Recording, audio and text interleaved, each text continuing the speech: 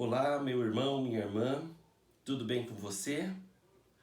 Ontem nós não gravamos, mas hoje estamos firmes aqui de novo. Deu uma rinitezinha na gente, mas agora já está tudo superado. E hoje nós estamos aqui para fazer o vídeo da quinta-feira, que tem como tema o tempo de espera, nessa última lição do trimestre. E nós vamos estudar esse tema e à noite nós teremos a nossa live ao vivo. Depois eu vou passar para você o link. Durante o dia eu vou fazer uma chamada ao vivo para fazer um teste. E à noite, às 19 horas, você vai poder estar estudando a lição da semana com a gente, ok? Antes das 19 horas, às 18 horas, teremos a opção também de assistir a uma pregação do pastor Acílio Alves. Depois eu vou passar para vocês também o link desse canal. Vocês vão poder estar acessando ele ao vivo. Não se esqueça, mais uma vez, só lembrando, de se inscrever, porque assim todas as vezes que eu fizer alguma live ou que eu colocar algum vídeo, você será informado, ok? Vamos lá então. O tema de hoje é o tempo de espera. Eu quero ler Daniel, capítulo 12, versos de 11 a 13, que diz assim: Depois do tempo em que o sacrifício diário for tirado e posta a abominação desoladora, haverá ainda 1290 dias. Bem-aventurado o que espera e chega até 1335 dias. Tu, porém, segue o teu caminho até ao fim, pois descansarás, e ao fim dos dias te levantarás para receber a tua herança.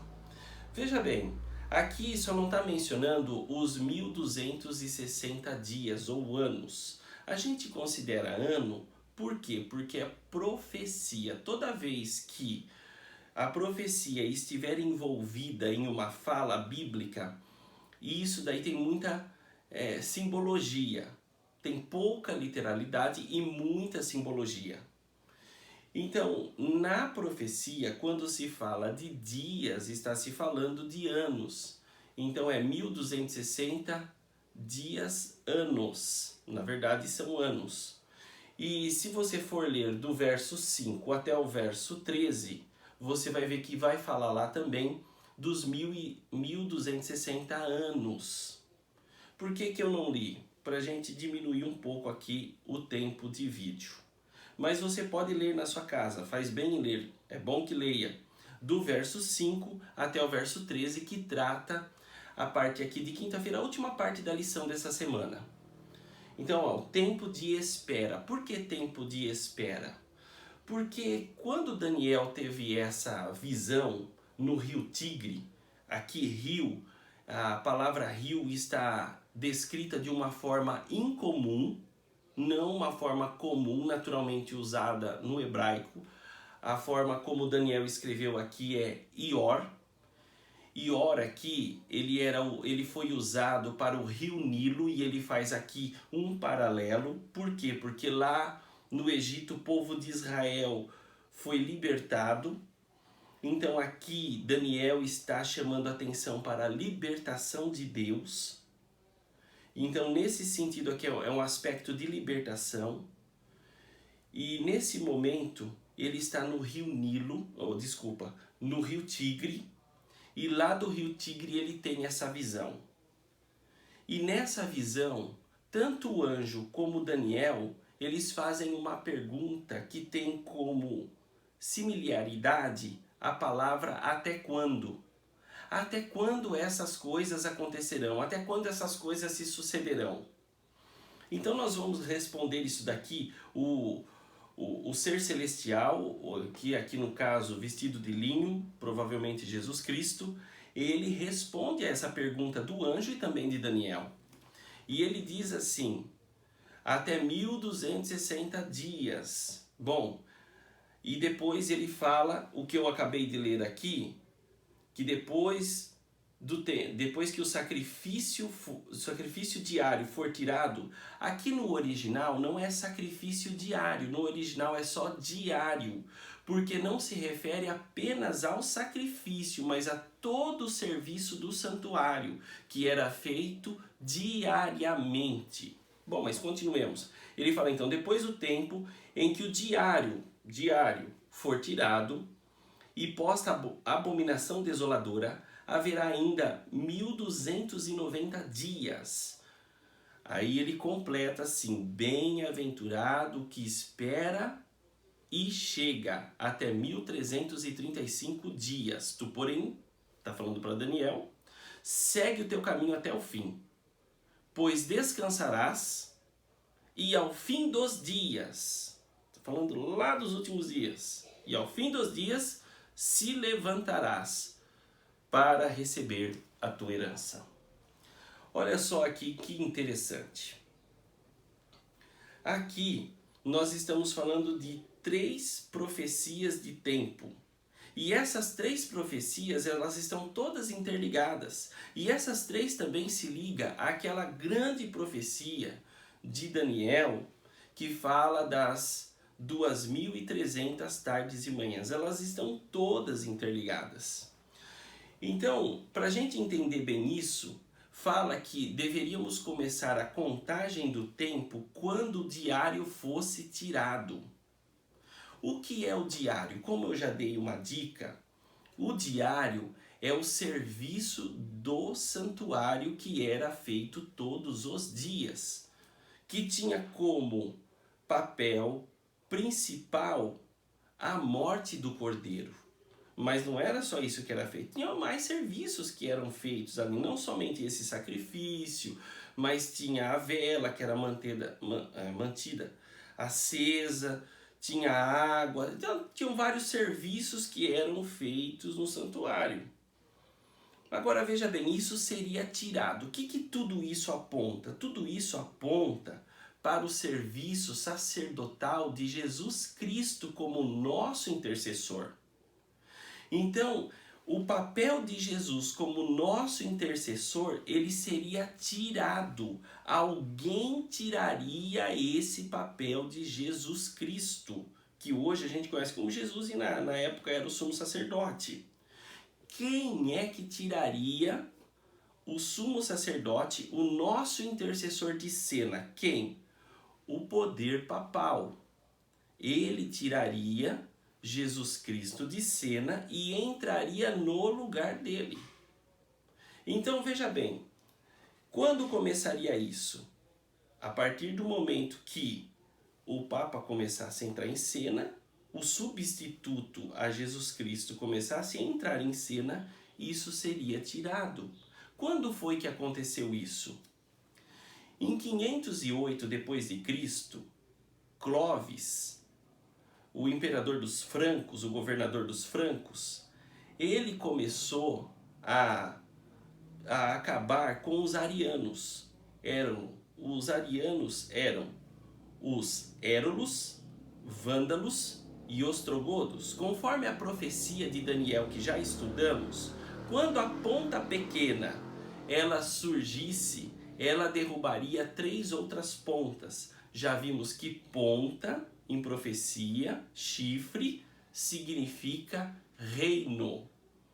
Então, quando esse reino que falava blasfêmia contra Deus, que tinha boca, falava blasfêmia, ele surgisse, ele derrubaria 3. Então, em 508 da nossa era, o Clovis, o governador Clovis dos francos, ele começou a destruir esses 3 poderes, érulos, vândalos e ostrogodos, que impediam a ascensão do papado.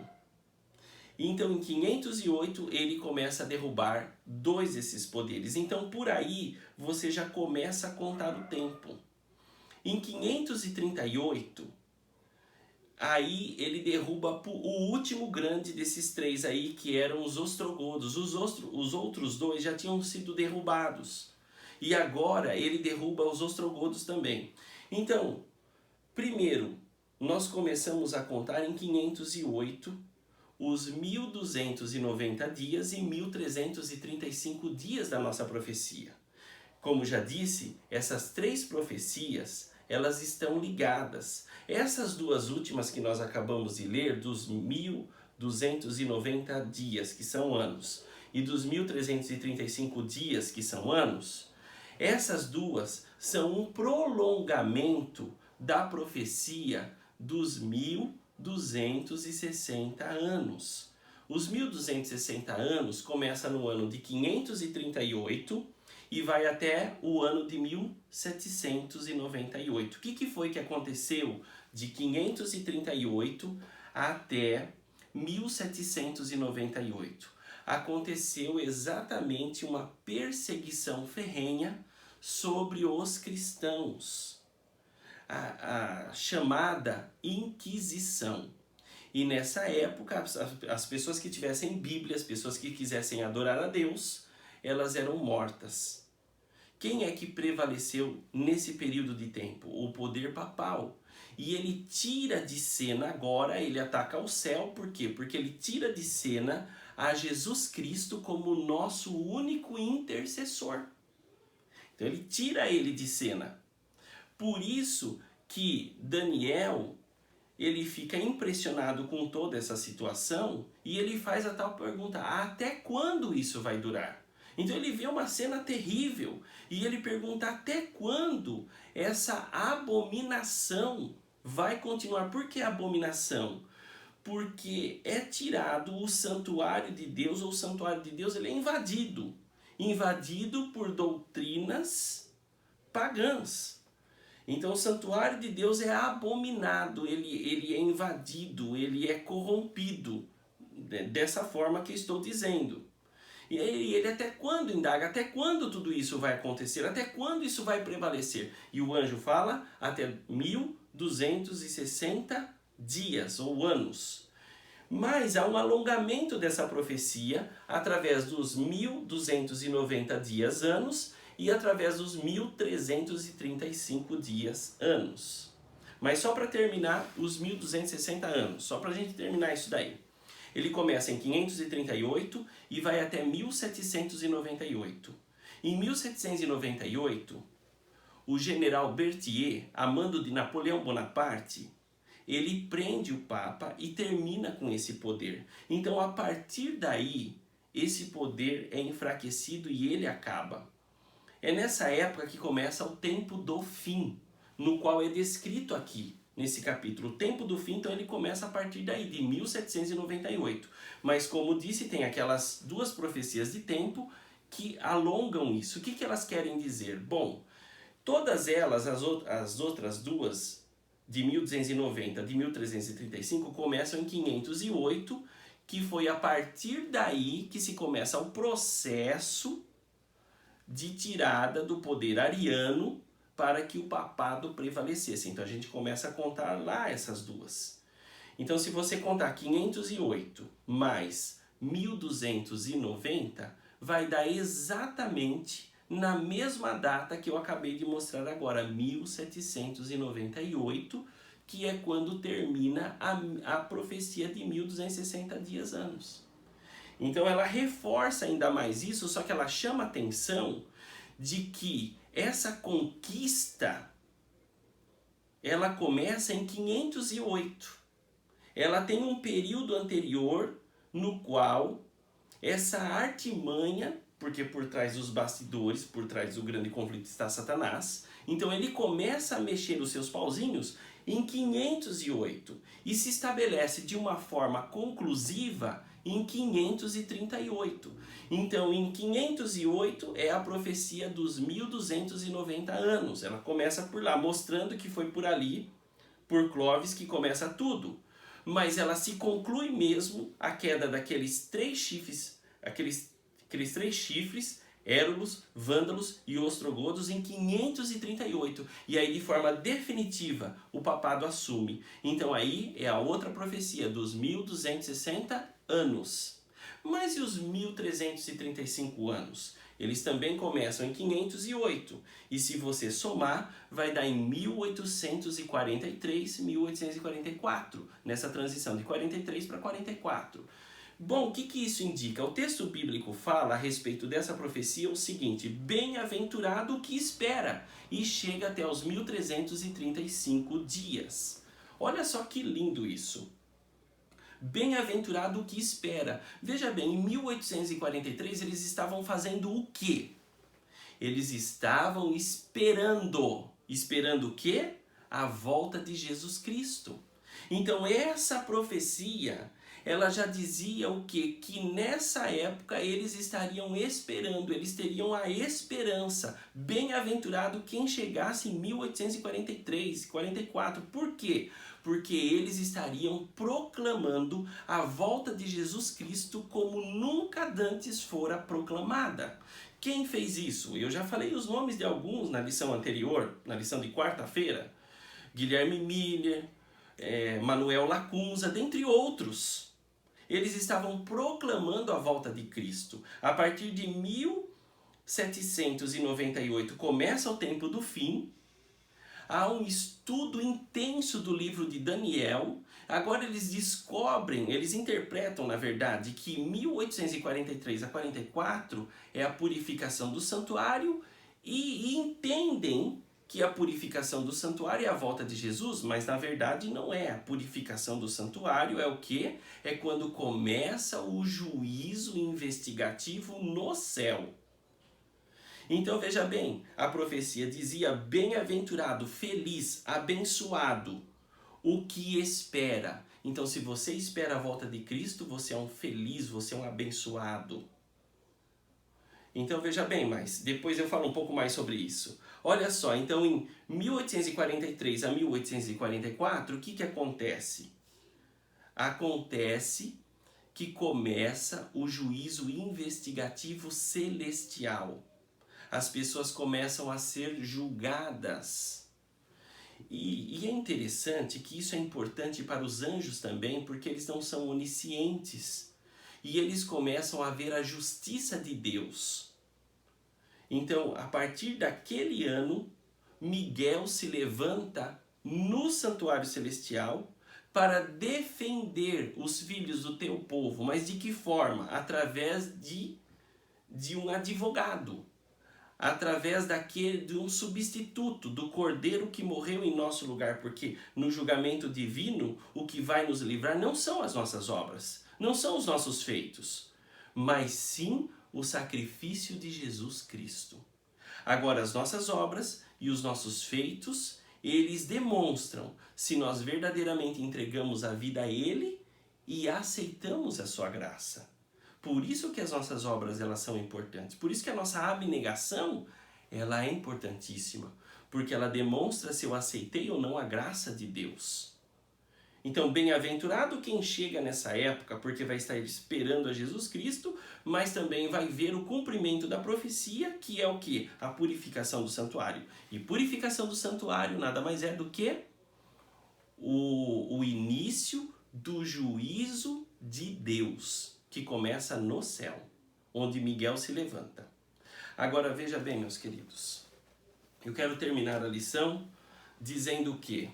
Dizendo para você que a libertação de Deus já começou através do julgamento divino. E bem-aventurado aquele que espera a volta de Jesus, porque ele vai concretizar a sua libertação. Jesus está prestes a vir a esse mundo. Os sinais apontam isso. A cada sinal, as pessoas começam a ficar, às vezes, preocupadas, apavoradas, em torno do sinal em si. Mas esses sinais, eles apenas apontam para o retorno de Cristo Jesus. Então, veja bem, o que você deve se preocupar não são com sinais. Eles devem ter a sua preocupação, mas não a máxima preocupação. A máxima preocupação deve ser a volta de Jesus, porque os sinais apontam para isso. Por isso, lembre-se que Jesus vai vir para te libertar. Vai vir para te dar a vida eterna. E Daniel estava vendo todas essas cenas. E a pergunta era: até quando? Até quando? Em outras palavras, eu não suporto mais esse mundo. Não está dando mais para viver aqui do jeito que a situação está. Daniel, vendo a profecia, vendo até a nossa frente, ele vê tudo isso e pergunta: até quando? Talvez esse seja o clamor da sua alma. Até quando tudo isso vai durar? Até quando teremos doenças? Até quando teremos mortes? Até quando teremos infelicidade e tristeza nesse mundo? Saiba de uma coisa, que o tempo está chegando. E esse até quando vai terminar. Mas bem-aventurado aqueles que esperam. Mantenha a sua esperança. Bem-aventurado aquele que possui a esperança no fundo do coração, pois é isso que vai te mover até a volta de Jesus. É essa grande esperança que deve a cada dia renascer em seu coração. Que Deus te abençoe e te guarde, que Ele mantenha a chama da esperança viva em seu coração. Oremos. Querido Pai Celestial, que a chama da esperança da volta de Cristo a cada dia seja mais viva em nosso coração e que possamos muito em breve estar abraçando o Senhor nas nuvens celestiais. Dá-nos esta bênção, continue nos guiando, continue aumentando a nossa fé. Nós oramos em nome de Jesus. Amém. Até mais tarde.